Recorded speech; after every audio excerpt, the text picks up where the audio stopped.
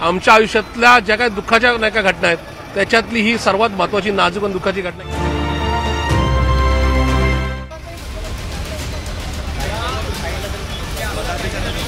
की आम्हाला आज घड्याळ सोडावं लागतंय.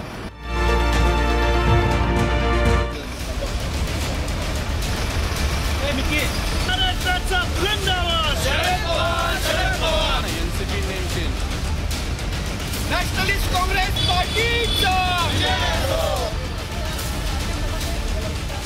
आज जे आम्हाला नाव मिळालं त्याचा नितांत आनंद माझ्यासारख्या कार्यकर्त्याच्या मनात आहे. कारण की पवार साहेबांचं नाव समाविष्ट असणारं नाव आम्हाला मिळाले. नॅशनलिस्ट काँग्रेस पार्टी शरदचंद्रजी पवार हे नाव निश्चित आमच्या पक्षासाठी फायदेशीर राहील. मुळातच शरदचंद्रजी पवार हेच आमचं पक्ष आहे, तेच आमचं चिन्ह आहे. त्याच्यामुळं या नावावर शरदचंद्रजी पवार साहेबांचं नाव मिळाल्याचा आनंद माझ्यासारख्या लाखो कार्यकर्त्यांना आज आहे. मुळात पुणे शहर असेल, महाराष्ट्र असेल किंवा देशातल्या नागरिकांना हे माहिती नसेल, एनसीपी म्हणून आमचं जे नाव मागची 25 वर्ष प्रसिद्ध होतं ते वापरण्याचा आम्हाला अधिकार कधीच नव्हता. आमची त्यावेळेची 99 सालची नोंदणी ही अखिल भारतीय राष्ट्रवादी काँग्रेस पार्टी ती कधीच नॅशनलिस्ट काँग्रेस पार्टी म्हणून नव्हती. पण आमच्यातल्या काही धुरीणांनी राष्ट्रीय पातळीवर हा पक्ष पोचण्याकरता नॅशनलिस्ट काँग्रेस पार्टी हा शॉर्टकट वापरला होता.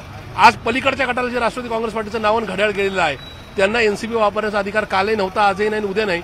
पण उद्या आम्हाला या ठिकाणी नॅशनलिस्ट काँग्रेस पार्टी जो जनमानसात एनसीपी म्हणून फेमस आहे ते नाव वापरण्याचा अधिकार मिळाला आहे. याचा आनंद आहे. पक्ष नाव चिन्ह काही जरी असलं तर आम्हाला खात्री आहे की हा महाराष्ट्र शरदचंद्रजी पवार साहेबांना मानणारा होता आहे आणि उद्या सुद्धा राहील. ज्या पद्धतीने साहेबांकडून राष्ट्रवादी काँग्रेस पार्टीचं नाव काढण्यात आलेलं आहे ती सगळ्या गोष्टी या सगळ्या महाराष्ट्राला दुःखदायक आहेत. म्हणून येणाऱ्या काळामध्ये महाराष्ट्रातल्या सगळ्या निवडणुका शरदचंद्रजी पवार साहेब या नावावरती फिरतील आणि आम्हाला या नावामुळे निश्चित येणाऱ्या काळामध्ये आमचे आमदार, आमचे खासदार, आमचे नगरसेवक, जिल्हा परिषद सदस्य मॅक्सिमम निवडून येतील या बाबतीत माझ्या मनात शंका आहे. बाजूला खडी हे चिन्ह तुम्हाला आता राष्ट्रवादी भवनवरून काढावं लागलं. हे घड्याळ काढण्याचं दुःख आज माझ्यासारख्या कार्यकर्त्याला आहे. त्याचं कारण आहे तब्बल 24 वर्ष 8 महिने आम्ही हे चिन्ह घेऊन फिरलो. माझ्यासारख्या कार्यकर्त्यांनी 4 निवडणुका घड्याळ चिन्हावर लढवल्या. या निवडणुका लढवत असताना आम्ही नगरसेवक होऊ शकलो घड्याळामुळं, महापौर होऊ शकलो घड्याळामुळं.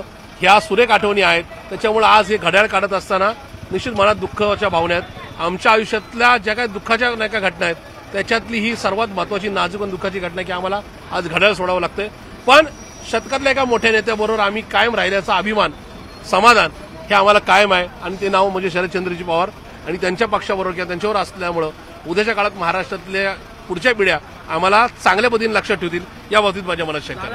अजित पवार गटाकडून असा आरोप केला जातोय की हे कार्यालय ज्यावेळेस बनवलं गेलं त्यावेळेस भरपूर लोकांनी यात देणगी दिलेल्या आहेत असं आहे. आरोप केलेले तुमच्यावरती. माझ्या पक्षाचा ठेकेदारीवर काम करणारा कार्यकर्ता जो बिगारी आहे, ज्याची भाजीपाल्याची हातगाडी आहे, त्यांनी सुद्धा कुठं 100 रुपये 500 रुपये देऊन या ठिकाणी मदत केलेली होती.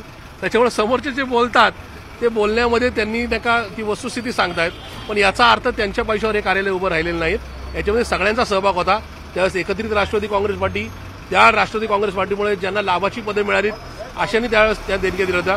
त्याच्यामुळे माझ्यासारख्यांनी पण दिल्या तर बाकीच्यांनी दिल्या. त्याच्यामुळे बाकीच्यांनी त्याच्या शेखी माजवण्याची किंवा मिरवण्याची काही गरज नाहीये. या ठिकाणी या राष्ट्रवादी काँग्रेस पार्टीच्या कार्यालयामध्ये कामकाज करत असताना जरी ते माझ्या नावाने रजिस्टर असलं तर याच्यात माझ्या कुटुंबियाचा सहभाग होता, बाकीच्या कार्यकर्त्यांचा होता. हे मी जाहीरपणाने कायम स्वरूपी सांगत आलो. ज्यांना यादी जाहीर करायची त्यांनी नक्की करावी. त्या यादीच्या संदर्भात काय खरं असेल ते मी निश्चित या ठिकाणी कबूल करेन आणि जे खोटं असेल ते सुद्धा फेटाळून लावेल. त्याच्यामुळे मला असं वाटतं की हा मुद्दाच गौण आहे. ज्यांना काही कामं नाहीत त्यांना असे मुद्दे उपस्थित करण्यामध्ये इंटरेस्ट आहे असं माझा थेट आरोप आहे.